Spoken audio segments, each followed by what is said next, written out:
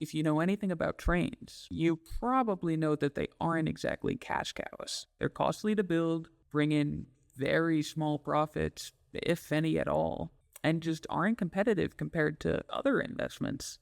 For this reason, most railways we know of are publicly owned government services, because unlike a company, government services don't need to be profitable. However, many of the railroads that are public today were private in the past, not just current Amtrak routes, but also legacy metro systems. However, over time, many of those rail companies went out of business. Though we might have lost most of our private rail, it is far from a relic of the past. Many private railways continue to operate around the world. In fact, some are being built right now, even here in the US.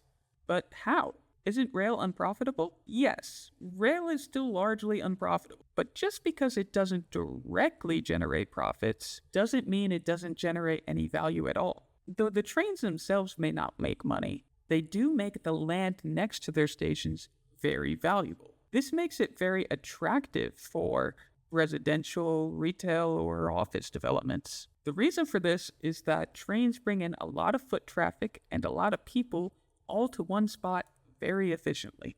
Now, because it's such attractive real estate, it sells for a lot of money. So, the way that these railway companies make money is not off of the train, but off of the land next to the train. They build the rail to create that land value, and then operate the rail to keep that land value up. Prime example of this is Shinjuku Station in Tokyo. It is home to many different private rail operators, each with their own terminals and department stores. JR East owns Lumine, Odakyu owns Odakyu Department Store, and Keio owns, you get the idea. The bulk of profits for these rail lines comes from the revenue that's generated in those department stores. The rail lines themselves make little to no money, and sometimes even lose money. Back in the US, Brightline is doing the same thing. Brightline is owned by a company called Fortress Investment Group, which does a lot of things, but also does rail and real estate. Right now, Fortress's rail subsidiary, Brightline, is building out its rail network. Meanwhile, Fortress Investment Group has another subsidiary called Florida East Coast Industries.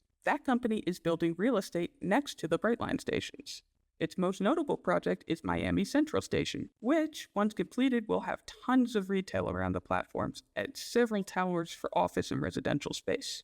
It will be kind of similar to how Shinjuku is. So yeah, that's it. That's how rail companies make money. They're not rail companies. They're real estate companies. Real estate companies that own rail.